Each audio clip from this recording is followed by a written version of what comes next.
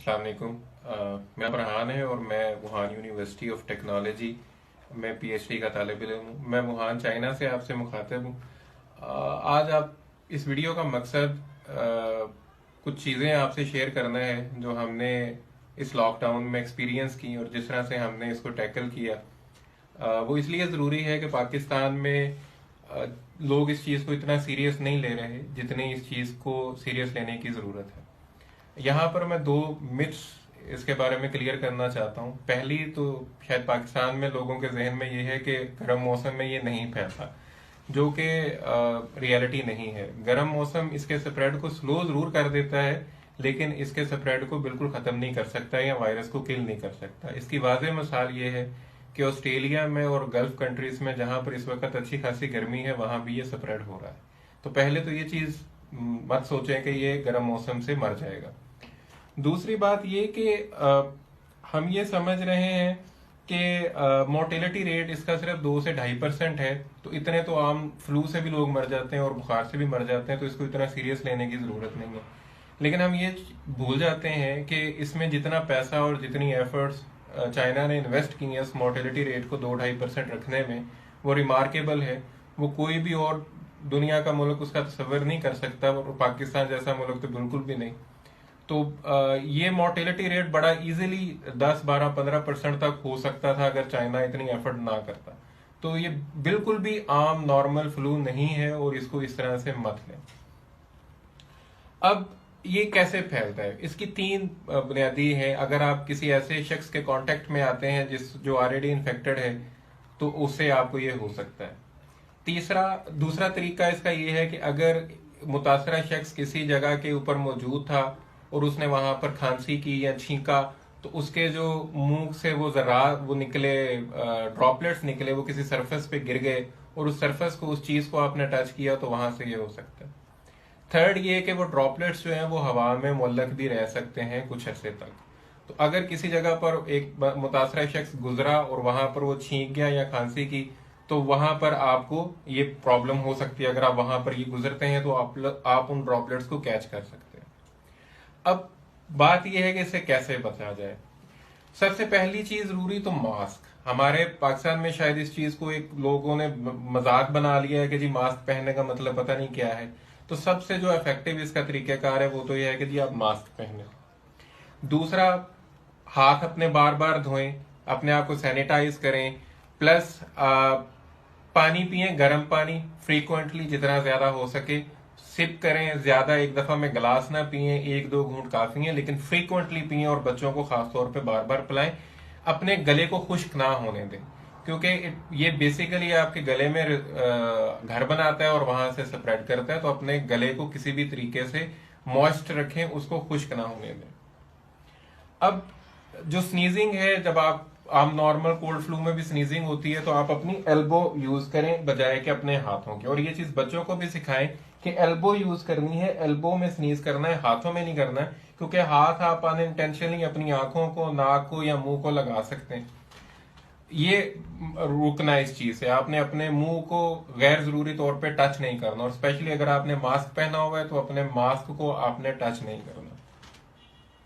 सबसे जो जरूरी चीज कि आप अपनी सोशली तौर पे अपने आप को डिस्टेंट कर लें बाकी लोगों से। आपका घर सबसे महफूज जगह है। आप अपने घर को कैसे महफूज रखते हैं ये आप पे डिपेंड करता है। ये वायरस हवा में नहीं है, ये किसी इंसान के जरिए या किसी चीज पर लगकर आपके घर में दाखिल हो सकता है। तो आपने अपने घर को कैसे महफूज करना है ये आप पे डिपेंड करता है। अगर घर में 5 लोग मौजूद हैं तो सिर्फ एक बंदा जो है वो बाहर जाए, बाकी कोई बाहर ना जाए। और जब वो बाहर, और फ्रीक्वेंटली बाहर भी ना जाए, कोशिश करें 4-5 दिन की ग्रोसरी इकट्ठी कर लें और 4-5 दिन के बाद बाहर निकलें। नहीं तो अपने घर में अपने बच्चों को टाइम दें। जो बंदा बाहर जाए वो अपने बाहर जाने के जूते और कपड़े अलग रखें, जाते हुए मास्क पहने, और अगर ग्लव्स पहन सकता है तो ग्लव्स पहने। जब वो घर में वापस आए तो वो जूते और कपड़े गेट के पास ही उतार दे, उन्हें वो घर में ना लेके आए, क्योंकि उन जूतों या कपड़ों के साथ लगकर ये चीज आ सकती है। मास्क अपना वहीं पे डिस्कार्ड कर दें, और मास्क डिस्कार्ड करने से पहले उसको काट दें, या उसकी वो जो साइड पे वो होती है उसको आप तोड़ दें, ताकि वो किसी के यूज में ना आ सके दोबारा। तो कोशिश करें, जो आप बाहर जूते पहन के गए हैं, कपड़े पहन के गए हैं, जूतों को आप गेट पर उतार दें और कपड़ों को आप उसी वक्त चेंज करके उनको धो दें। उस वक्त तक आप किसी के घर की किसी फर्ज से ना मिलें, ना बच्चों के पास जाएं, ना अपने पेरेंट्स के पास जाएं, जब तक आप खुद को वॉशअप नहीं कर लेते बाहर से आने के बाद और अपने कपड़े चेंज नहीं कर लेते। और बच्चों को मना करें, डोर नॉब्स को ज्यादा टच ना करें, गेट जो बाहर वाला गेट है उसको ज्यादा टच ना करें। जो गाड़ी आप यूज करते हैं उसको डिसइंफेक्ट करें और गाड़ी में किसी अनजान शख्स को बैठने ना दें। सिर्फ घर के लोग उस गाड़ी को यूज करें और बेजा तौर पर गाड़ी में किसी और बंदे को ना बैठाएं। जहां तक मुमकिन हो पब्लिक ट्रांसपोर्ट को अवॉइड करें। उससे अगर आप पैदल चल के कोई काम कर सकते हैं तो पैदल चल के वो काम करें। और कोशिश करें जब बाहर हो तो लोगों से कम 6 फुट का डिस्टेंस मेंटेन करें। सबसे जो इफेक्टिव इस चीज को रोकने का है वो है कि आपने इस चेन को ब्रेक करना है। अगर ये चेन में चलता रहेगा, स्प्रेड करता रहेगा, तो ये रोकना नामुमकिन हो जाता है। जब तक आप चेन को नहीं रोकेंगे, और आपने कोशिश ये करनी है कि आप उस चेन का हिस्सा ना बने, अपने आप को उस चेन का हिस्सा बनने से आपने रोकना है। फिर सबसे ज्यादा प्रॉब्लम क्या है कि हम ये समझते हैं कि हर चीज गवर्नमेंट ने करनी है, हर चीज गवर्नमेंट करे। लेकिन जो चाइना में या वुहान में रह के हमने एक्सपीरियंस किया है कि जो सोसाइटी इसमें रोल प्ले कर सकती है उसको रोकने में, गवर्नमेंट, कोई भी दुनिया की गवर्नमेंट हो, वो ये अरेंजमेंट नहीं कर सकती। तो गवर्नमेंट पे मत रहे, गवर्नमेंट जो कर रही है उसको करने दे, नहीं कर रही नहीं उसको भी छोड़ दे। अब अपनी कोशिश करें, आप जितना खुद को आइसोलेट कर सकते हैं, जितना अपने घर को आइसोलेट कर सकते हैं, जितना लोगों की से दूर रह सकते हैं, अपने आप को रखें। जो सबसे ज्यादा एट रिस्क लोग हैं वो या 50+ एज ग्रुप, इससे बहुत ज्यादा इफेक्ट होता है, जो क्रिटिकल इलनेस डेवलप कर लेते हैं इससे। प्लस जिन लोगों में पहले से कोई प्रॉब्लम है, जिस तरह डायबिटिक है, हार्ट प्रॉब्लम है, वो अपने को इससे बचाएं। तो प्लीज इसको खुदा का वास्ता है सीरियस लें। ये जुक्तबाजी से या फेसबुक पे मीम बनाने से ये खत्म नहीं होगा, ना फेसबुक की डिस्कशन से ये खत्म होगा। कि प्लीज इसको खुदा का वास्ता है सीरियस लें। दुनिया का डाटा ये शो करता है कि जहां पर भी ये केसेस 100 से ऊपर गए हैं, वहां विद इन वीक ये थाउजेंड्स में चला जाता है।